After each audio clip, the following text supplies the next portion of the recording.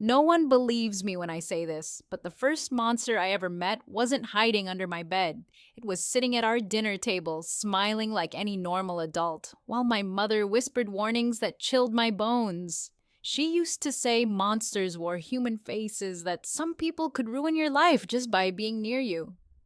I never believed her, not until the day I discovered a truth so twisted, so unbelievable that even now my chest tightens when I think about it. My mother always told me that my best friend's dad was one of those monsters, a violent man, a danger, someone whose shadow alone could corrupt a home. And like any obedient kid, I believed her. Until the day I found evidence so shocking it made her try to silence me, drag me away, uproot our lives before I could dig deeper. But I didn't stop. And what I uncovered became the kind of truth that burns itself into your memory forever. I was 12 when Brian walked into my classroom for the first time. He was tall, athletic, the kind of kid who should have instantly become popular. But the moment he stepped in, every kid in the room froze.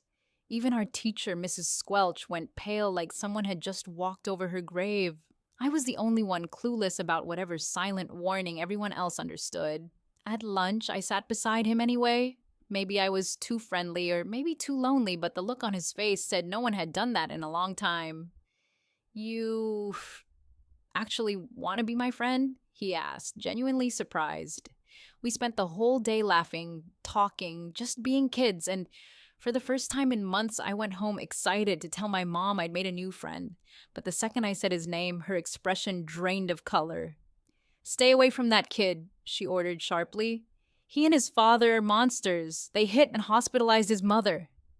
My stomach dropped. Brian didn't seem dangerous at all, but fear is contagious, and my mother's fear wrapped itself around me like a cold hand. The next morning, she refused to let me walk to school. Instead, she dragged me straight to my teacher and whispered something into her ear, something that made Mrs. Squelch nod grimly. Before I knew it, my seat was moved to the opposite side of the room. Across the classroom, Brian sat alone, blinking hard like he was fighting tears. During recess, he stood by himself at the far fence, hands in his pockets, while every other child kept a wide, nervous distance. I didn't understand it, not until after school, because when his dad pulled up, the entire pickup area emptied in seconds. Parents yanked their kids toward cars, whispering sharply. One mother even told her daughter, "Don't look at him, sweetie." But Brian's dad didn't glare, didn't yell, didn't even lift his head. He just waited quietly while Brian climbed inside. The whole thing felt wrong, off, like everyone was reacting to a horror story they'd never actually witnessed. Because the truth was, I'd seen Brian's dad pack extra snacks for kids who forgot theirs. I'd seen Brian tutor special needs students after school for no reward. Nothing matched the story everyone else believed, and then came the day everything shattered. I was walking home, counting the $50 my grandma had given me for my birthday, when 3 8th graders cornered me. They shoved me to the ground, stole my money, kicked me in the ribs. I curled up, bracing for more. But suddenly, the attack stopped. I opened my eyes to see Brian's dad standing there, not hitting anyone, not yelling, just standing silently until the boys scattered like frightened mice. "You okay, kid?" he asked, helping me up gently. Then he walked me home in complete silence. When I told my mom what happened, she exploded. "He approached you? What if he had taken you somewhere?" She called the school immediately. "A known abuser confronted my son." By morning, the entire school was buzzing with rumors. The principal issued an email banning Brian's dad from school grounds. Parents blasted him on Facebook, calling him a predator who lurked around children. Brian came to school looking like he hadn't slept. He kept his head down the entire day. When I tried to slip him a note thanking his dad for helping me, he pushed it back with a whisper. "Please don't. You're making things worse." 2 weeks later, I found him crying in the library. He tried to hide it, but his whole body was shaking. "They spray painted Predator on our car," he whispered. "My dad lost his job because of it. We might lose our apartment." He wiped his eyes with the back of his sleeve. "Everyone hates him, but they don't know anything." I leaned in. "What do you mean?" Brian looked around to make sure no one was nearby. Then he told me the truth. The first truth that cracked the lie open. He and his dad had never hit his mom. His mom had hit them, thrown bottles, smashed pans, used lighters, burned him, hurt them both for years. And when his dad finally took him and left, she threatened that if he ever tried to protect Brian, she'd tell everyone he was the abuser. And that's exactly what she did. My heart dropped as he showed me police reports, medical records, hospital files, evidence that erased every story my mother ever told me. My hands trembled as Brian scrolled through the photos. Bruises on his dad's arms, a hospital note from when his mom threw a bottle at his head, restraining order applications he'd filed and later withdrawn. The dates stretched back for years, overlapping perfectly with the time everyone believed he'd been the abuser. It didn't feel like I was looking at evidence anymore. It felt like I was staring directly at a truth so ugly that the entire town had chosen to pretend it didn't exist. I grabbed Brian's phone and started taking pictures with mine before he could stop me. People need to know, I told him. No. He snatched the phone back, panic in his eyes. You don't get it. If she finds out, she'll make it worse. She always does.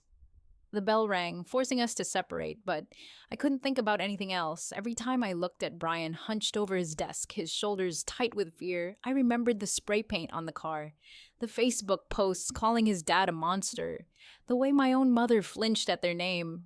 After school, Mom was waiting in the pickup line. Her grip on the steering wheel tightened when I slid into the seat.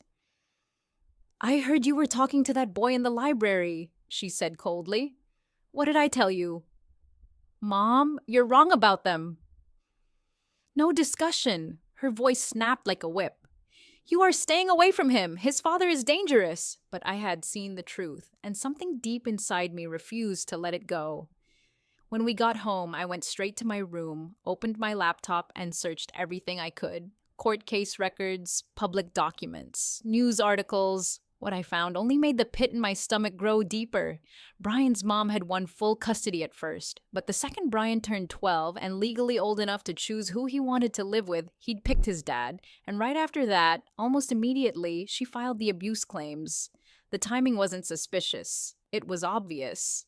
I organized everything into a document. The photos, the timeline, the inconsistencies in her accusations. I was halfway through connecting the dots when Mom appeared in my doorway. "What are you doing?" I slammed my laptop shut. "Homework." She walked over and reopened it. Her expression hardened as she scanned the files. "You took pictures of their fake evidence?" Her voice rose. "Are you insane?" "It's not fake," I shot back. "Look at the dates. Look at the..." "Delete it! Now!" When I hesitated, she snatched my phone out of my hand. "That's it.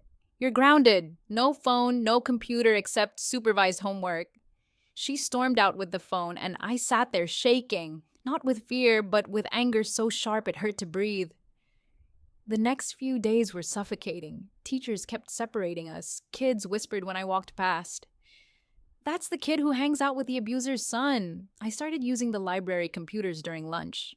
Mrs. Chen didn't ask questions as long as I was quiet. On those computers, I found more. Restraining orders against Brian's mom from ex-boyfriends. An arrest for assault years before she married his dad.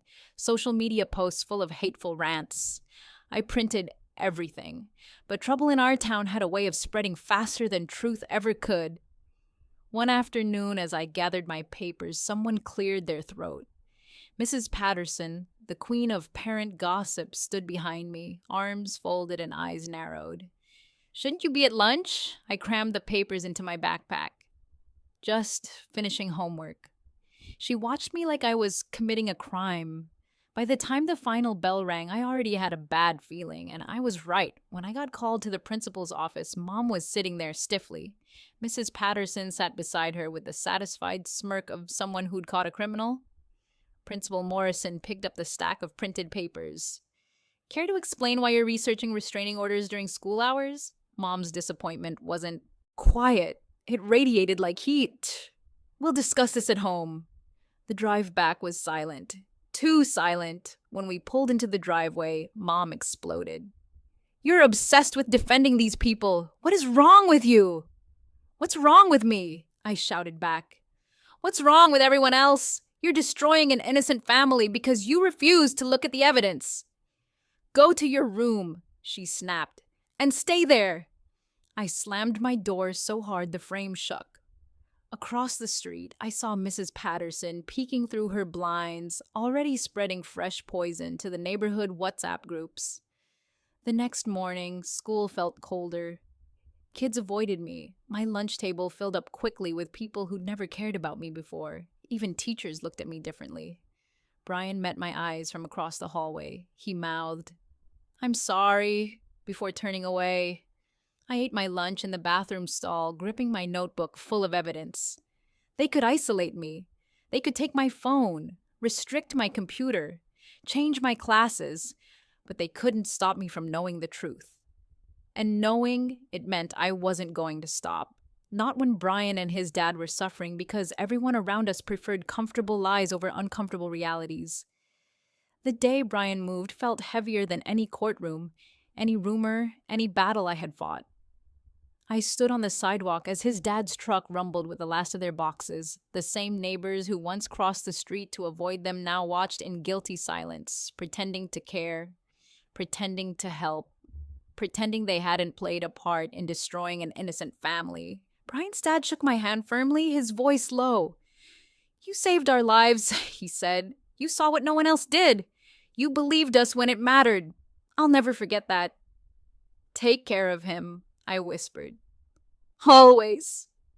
Brian stepped forward and crushed me in the tightest hug of my life. "Best friends forever, he said, voice cracking. "Forever," I promised. Then he pressed that small box into my hands, the compass, a simple silver piece, cool against my palm, shining like something sacred. "So, you never lose your direction," he said, "even when everyone else does." I fastened it around my neck right there on the street, feeling its weight settle against my heart. A reminder, a promise, a truth no lie could ever bury again. Their truck pulled away slowly, turning the corner, shrinking into the distance. I kept staring long after it was gone, long after the road went quiet, long after the last of the exhaust faded into the air. Mom slipped an arm around me, her voice soft. "You did a good thing," she murmured, "even though it hurt, even though it cost you so much." That night, for the first time in months, I opened my laptop without fear. No evidence file, no frantic research, no desperate messages, just a blank screen. And I wrote, not an expose, not a plea, not a warning, just the truth. Sometimes doing the right thing destroys everything you thought was safe. Sometimes telling the truth costs people you love.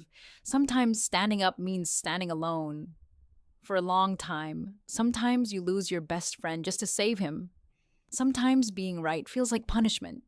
But truth matters, justice matters, people matter. And sometimes it takes a 12-year-old, not a judge, not a principal, not a whole town, to remind the world of that. I posted it quietly. Without fanfare, I closed the laptop and touched the compass resting against my chest. It felt warm now, not cold, alive with meaning. A soft buzz lit up my phone. A message from Brian. Made it to Oregon. Dad smiling, real smiling, first time in years. "Thank you." For the first time in what felt like forever, I smiled too. Not the forced smile I'd used to survive. Not the polite smile adults taught me to fake. A real smile. Because despite everything they tried to silence, despite every lie thrown our way, despite every battle fought in hallways, courtrooms, and living rooms,